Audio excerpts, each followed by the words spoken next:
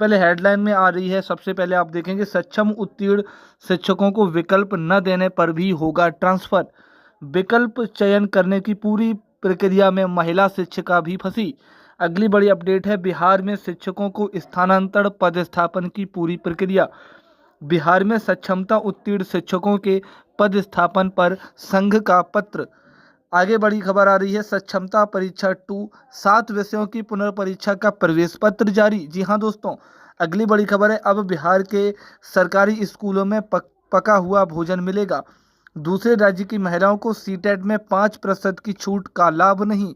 आगे चीज़ों को कहा गया है कि प्रधान शिक्षक मूल वेतन 40,000 तक बढ़ने की संभावना दिख रही है, लगभग मूल वेतन में। जी हाँ दोस्तों, ये टॉप आज की हेडलाइंस और इन आज की बड़ी हेडलाइंस की तरफ बढ़ेंगे। चलिए, चैनल को सब्सक्राइब नहीं किया तो सब्सक्राइब करिए और अपने एक सबसे खास मित्र के पास में ज़रूर शेयर करें।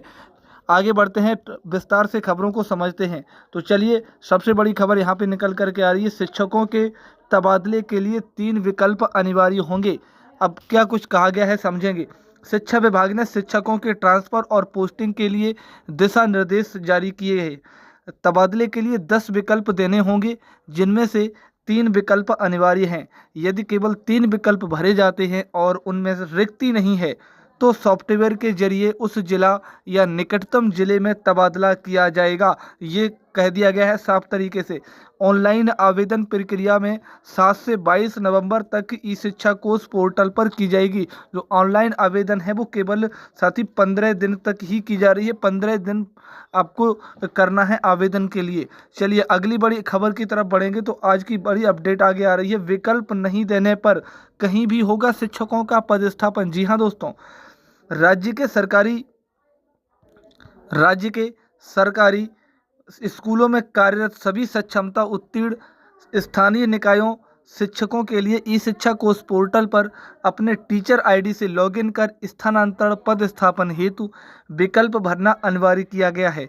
यदि शिक्षक फॉर्म नहीं भरते हैं तो उनके वेतन वर्तमान पदस्थापन स्थान को गृह जिला मानकर उनका स्थानांतरण किसी भी अन्य जिले में किया जा सकता है, ये कहा गया है। जी हाँ दोस्तों, वर्तमान पदस्थापन स्थान को गृह जिला मानकर ही उनका स्थानांतरण किसी अन्य जिले में किया जा सकता है। अगली बड़ी खबर आ रही है, अगली बड़ी खबर का रुख करेंगे। तो शिक्षक स्थानांतरण विकल्प चयन करेंगे। महिला शिक्षकों और विकलांगों शिक्षकों को गृह पंचायत या नगर निकाय के अलावा 10 पंचायत चुननी होगी। पुरुष शिक्षकों को गृह अनुमंडल छोड़कर 3 से 10 अनुमंडल का चयन करना होगा। नियमित और बीपीएससी शिक्षकों द्वारा विकल्प न देने पर उनका दावा रद्द होगा, ये कहा जा रहा है, और वे वर्तमान पद पर बने रहेंगे।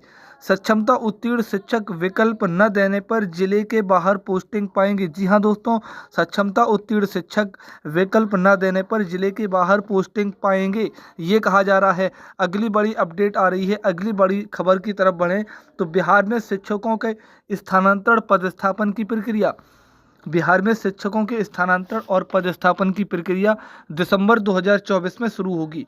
शिक्षकों को दिए गए विकल्पों के आधार पर सॉफ्टवेयर द्वारा रैंडमाइजेशन तकनीकी से विद्यालय आवंटित किया जाएगा। सभी विकल्पों में रिक्ति नहीं होने पर एक स्तर ऊपर की इकाई में आवंटन किया जाएगा।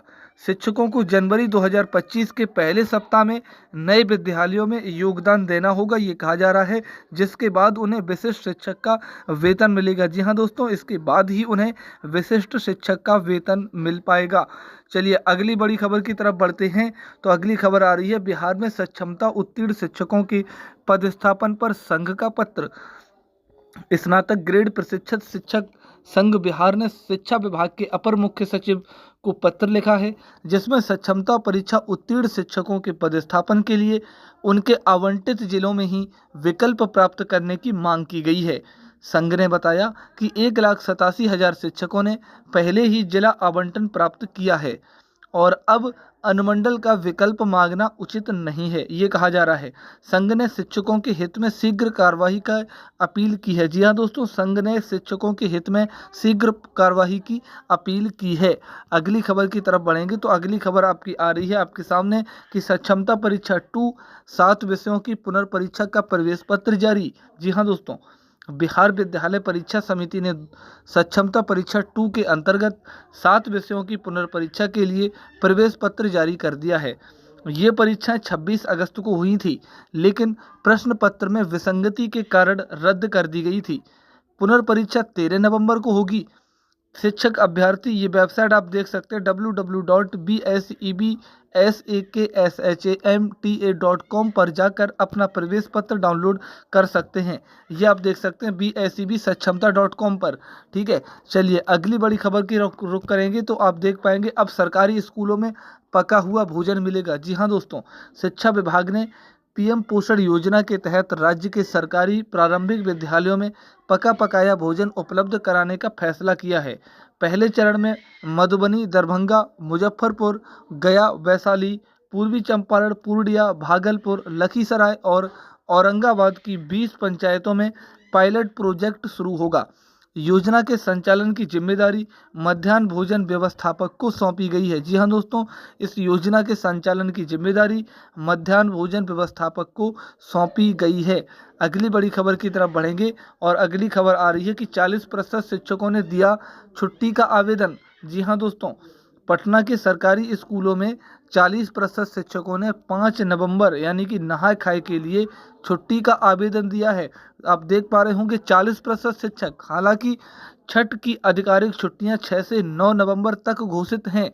6 से 9 नवंबर तक घोषित हैं छुट्टियां। वहीं 5 नवंबर को 40% शिक्षक पटना में छुट्टी के लिए आवेदन दे रखा है। 10 नवंबर को रविवार होने के कारण स्कूल 11 नवंबर को फिर खोलेंगे। शिक्षकों ने बताया कि पहले नहाय खाए से ही स्कूल बंद होते थे, लेकिन इस बार छुट्टी में कटौती की गई है। ये लगातार शिक्षक बता रहे हैं, है ना। तो चलिए आगे बढ़ते हैं अगली बड़ी खबर की तरफ।